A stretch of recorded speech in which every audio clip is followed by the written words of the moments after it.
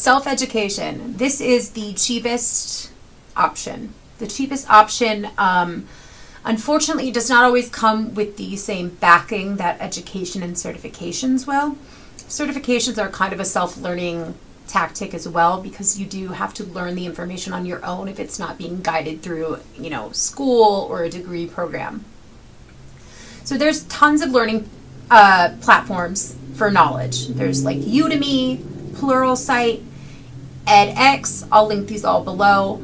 I personally really loved Udemy. They helped me get through a lot of my certifications. I took it for Network Plus, Security Plus. There's a lot of videos. There's a lot of good content. There's a lot of practice tests. I think it's amazing to be able to kind of pick and choose what education you're learning, and it's also rated, so you can see kind of what classes people have taken and they like or don't like. Those are great platforms if you're just going for a niche or a certification and you don't want to do the long haul of just signing up for school. Practical learning. This is the best part. So there are a lot of platforms out there that really taught me way more than I ever thought I could imagine on my own. Things like HackTheBox.com, TryHackMe is an honorable mention. Blue Code Security is more for the blue side of things. Capture the Flag platforms, and physical and virtual labs. HackTheBox is a little bit more, that took me a lot of time to understand. I would definitely recommend going to TryHackMe. Making an account, signing up. It's free for the first couple of modules, especially if you're a very new, you're very new to this and you don't really know what's going on. They do this awesome thing where they let you mess around in a technical lab environment and really run through the knowledge and spell out how everything is working and how to accomplish the goal or task of the lesson that they're walking you through. I love this because not only do you get to be hands-on, but you can also have that knowledgeable guide right there guiding you through each step of the program that you're going through. It was indispensable for me. I learned so many things from TryHackMe. I also love to do their Christmas, Cyber Days of Christmas. It's a lot of fun. They'll do a bunch of modules of new attacks or new vulnerabilities, and they'll walk you through them with this fun little Christmas story. So big ups to TryHackMe. They definitely helped me get where I am today, and I think that knowledge from them is indispensable. Capture the Flag programs are kind of like games. So it's basically you're trying to find the treasure chest within whatever technical problem that you have in front of you. Sometimes things like HackTheBox will just give you an IP address. And it's the IP address of the target, and you will see what services are running, see what's vulnerable, and then try to attack it to therefore infiltrate the system and get this long string of code or a word. And that's essentially your flag. They're a lot of fun. I really love them. I did them so much in the beginning when I first started learning because I just could not get enough. They're a lot of fun. I believe PicoCTF, which will be linked below, is a very beginner-friendly CTF starting point. It's amazing. It does come with learning how to set up a virtual machine, which I will make a video on here when I go over all of the HackTheBox and TryHackMe things that I'll do walkthroughs over in different videos. But again, physical, virtual labs. Physical, if you can afford it, that's awesome. I ended up just accumulating a lot of junk and old things. Virtual labs are amazing. You can make virtual machines to play as if you have a whole network and really go through and tinker with things and see what makes it work and what makes it break. Whatever you're really going for. It's just a good way to get a hands-on idea of what you might be dealing with out there in the job field. Then there's also different podcasts. Podcasts were chef's kiss when I was first starting out. Darknet Diaries is definitely the first one I would recommend. He goes over some really just amazing stories that have to do with cybersecurity. He interviews some attackers. He also interviews, FBI agents, things like that, to really go through some of these super in-depth stories of cybersecurity attacks, incidents, things like that. It is just, you won't be able to stop listening, trust me. What the Shell is another one that's good. The Security Repo, The Hacker Mind, and Cyberwire Daily are some really good recommendations. If you go walking, if you need something to do when you're cleaning, these are amazing podcasts to listen to, and you'll learn something every single time. If not more knowledge about, maybe a technical skill, maybe it's something historically in cybersecurity that can really give you that knowledge of understanding why certain things are implemented today. So beneficial, and you just have to listen. So it's not bad at all. And then YouTube, there's a lot of amazing cybersecurity knowledge out there on YouTube. There's a lot of amazing walkthroughs for attacks, for, remediation, for how to build anything. You could learn how to build a house on YouTube. I'm telling you, I looked at so many things and still do. If there's a certain attack that is an oddball attack for me that I've maybe not done, and there's a million out there, maybe just watching somebody do it on a YouTube video helps me accomplish that. So it's just really super beneficial. It's an overrated or an underrated way to get information if maybe you're a visual learner instead of reading it from a blog or a white page. Okay, last but certainly not least are kind of the oddball things that I think can really help get you where you want to be. So networking, being on LinkedIn, going to conventions, going to meetups, joining cybersecurity or IT clubs, joining organizations that meet up and discuss security maybe once a month. Those are also super beneficial. Just to get to know people. The more people you know in this industry, because it can tend to be a small group of people depending on your area, the better, because that's maybe somebody that could get you information for a job that you didn't even know. So meeting these people, following them, listening to their words of advice, I think are super beneficial for not only yourself, but your career. You could also do things like Reddit, Discord. There's a bunch of different groups, depending on what they're telling you to do. Always, and I will always recommend, never do anything illegal.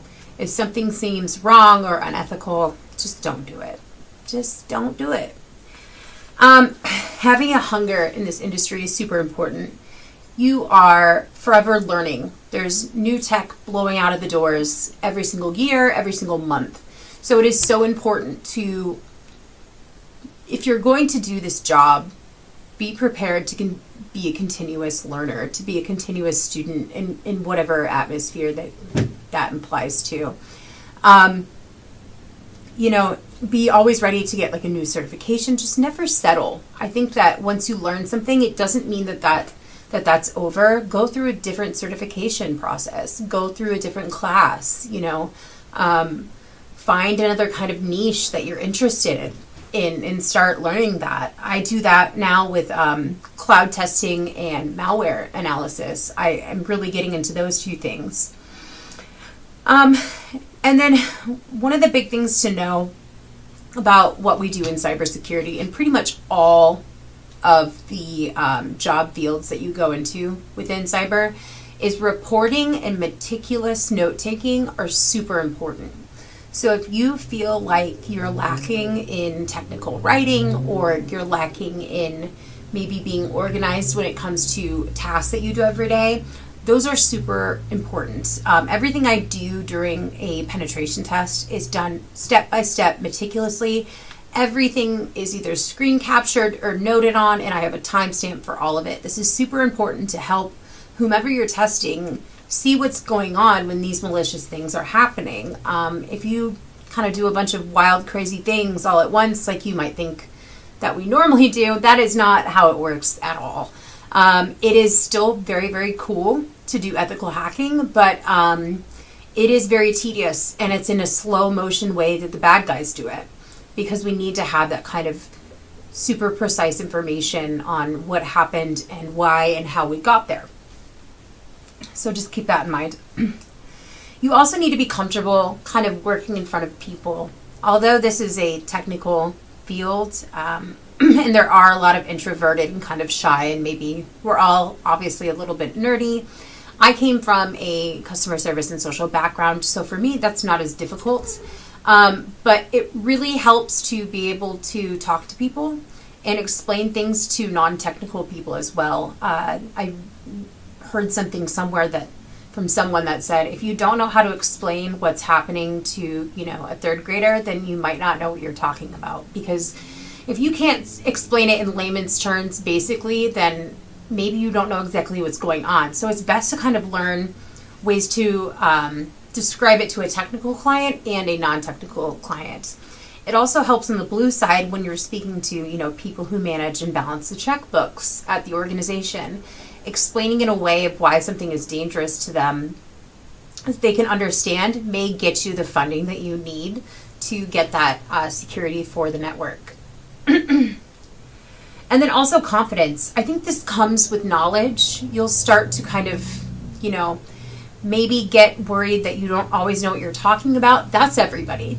There's so much that has to do with this field, and it's all so meticulous, and it can go so deep that not everybody knows 100% of the information that is all out there. I mean, if I'd love to meet them wherever they are.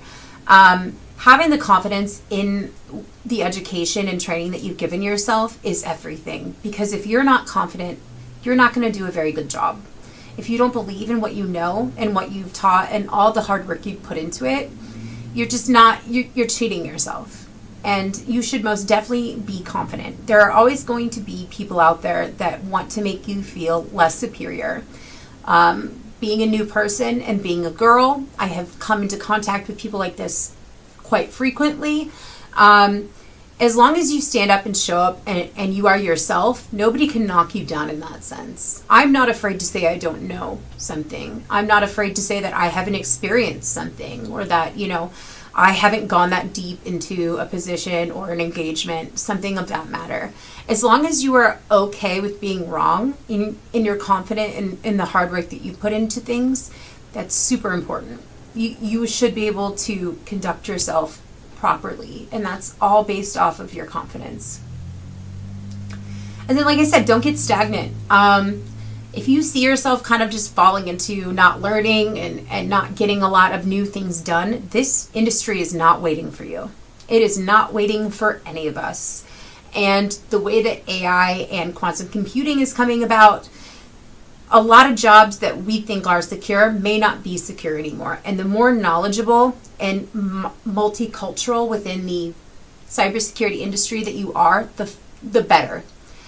So I think it's always important to keep learning. If this is the industry you want to stay in when those changes start to come to the surface, I think that is the best way to really apply yourself, is to continuously be learning something new, maybe things that make you uncomfortable or things that really just, are tough for you to get to, so you put them back for a while. Really be an all-around knowledgeable person so that you can answer questions in any setting or help people in any kind of environment. I think it's super beneficial. That's all I have for you guys. Those are kind of the main questions I get asked.